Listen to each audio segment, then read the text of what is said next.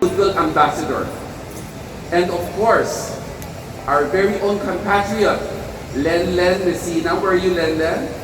Okay. A prime mover for gender equality here in the Philippines. But it was a really great equalizer for brands at that time, and that's what really continues to make all homegrown brands succeed today.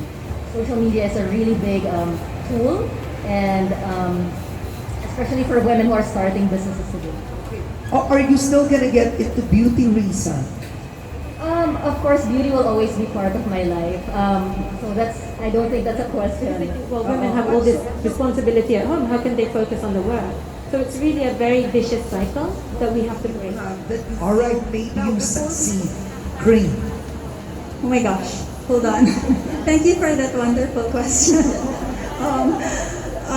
Okay, my inspirations, women inspirations, gosh, everybody here, Risa, of course, you, Karen, you're my I've heard you speak. I love your story.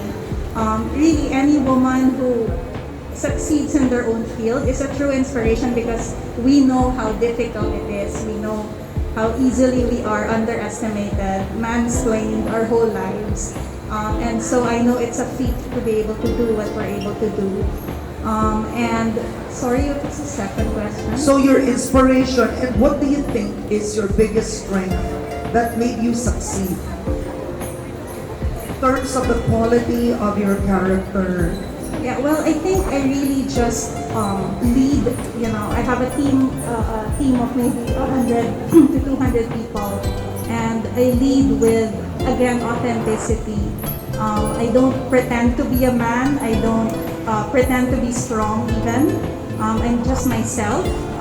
They're quite vulnerable but also brave and also really willing to lead and also serve everybody in the team. So I think that's probably my strongest session. Professions dominated by men that time, and she showed me that whether you're choosing boys, sports, careers, all opportunities are open for everyone. It's not, if a man has succeeded there, so can a woman.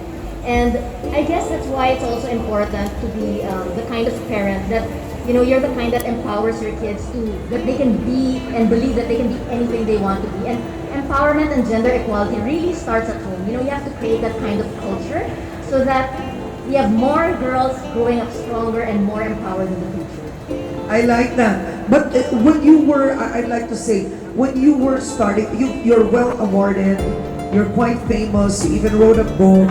Were there biases against you in the beginning? I mean, most businesses in the Philippines, I'd have to say, are either funded by men.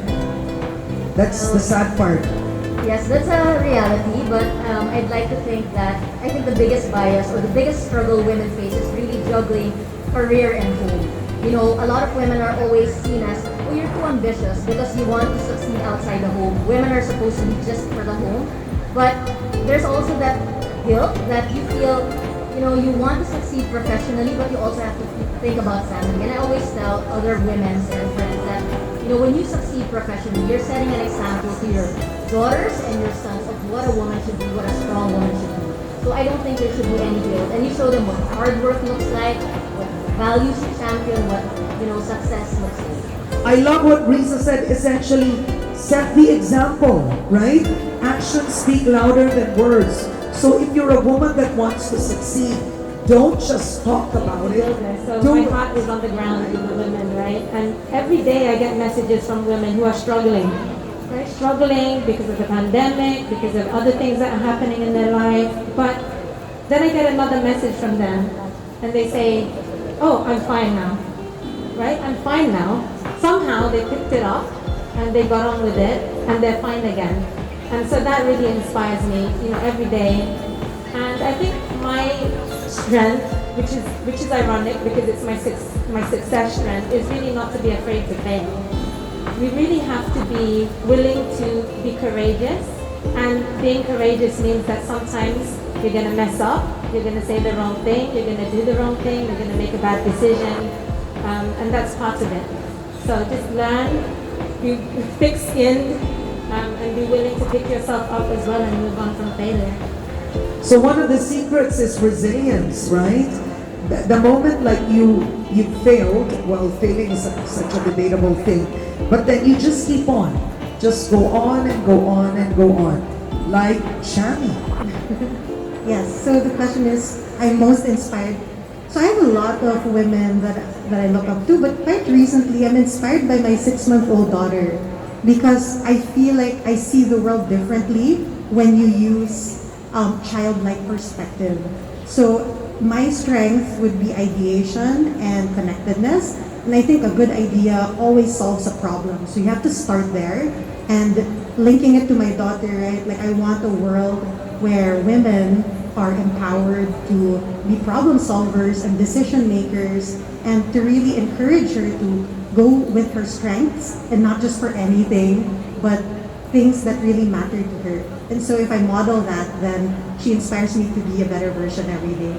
Yeah. Beautiful. Can we give a hand, please, to all our panelists? This is the first session. Now, I want to say that They are Girl Scouts, but during the COVID, it was really difficult for our girls. We couldn't go out for camping, but our young girls like Marian here started doing their webinars online. So we learned something new during this time. They even had podcasts. They interviewed people. They even had camping online, which is really exciting because the young people who are taking over now. I am a volunteer. She is still a Girl Scout because we start from 5 years old. And that's why it really is alive, except that we need to get out of this pandemic, and so that many girls are just raring to go out and do their Girl Scouting. Now, the challenges we face across the world, we all face them together. But for women and girls, the impact is always worse and more severe and more grave. And this needs a crucial and urgent attention. So we say, as we work together to create a better world, it cannot be done without women at the forefront, being involved, participating, not just having voices, but participating and making their mark. But what does Spark do?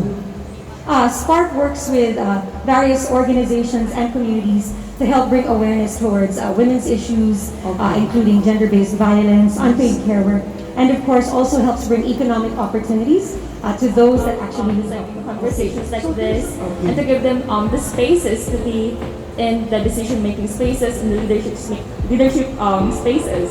And also, it is important to equip them with knowledge and skills so that they can be confidently sharing their thoughts, expressing what they really care about, and really share their insights. And kami po sa Girl Scouting, we believe that girls are the experts of their own lives. These girls and young women, they already have the power within them. Ang kailangan lang po natin gawin is to provide them the tools, the opportunities, the spaces, and the confidence, as I said, to speak out in various events and to take action as well in their community. And also, I think it's very important that in doing so, huwag po natin kalimutan yung mga batang kababaihan na nasa malalayong lugar in the far-flung areas, because most of the time nakakalimutan po sila lagi, and we need to include them as well. And I think when we do this, when we invest in girls, and we give them the opportunity, malaki po yung balik sa atin. Kami po actually in the Girl Scouts of the Philippines, we have this Chief Girl Scout Medal Scheme. It is the highest and most prestigious award that we give to a Girl Scout who have done or who have contributed in their community through a one-year community project. And since 1976, we now have an approximate number of 12,000 Chief Girl Scout medalists from across the country. And I think it goes to show po talaga that when you invest in girls, you empower them. I encourage them to celebrate it, whether it's like accomplishing a simple task, like writing a caption, ganyan. I would tell them like, hey, good job. Because of that caption, you're able to reach a broader audience. Because of that, content that you created, you're able to really communicate our advocacy. Next is making them feel heard. So if they have suggestions, not just because I'm the founder, I'm the person who's always right.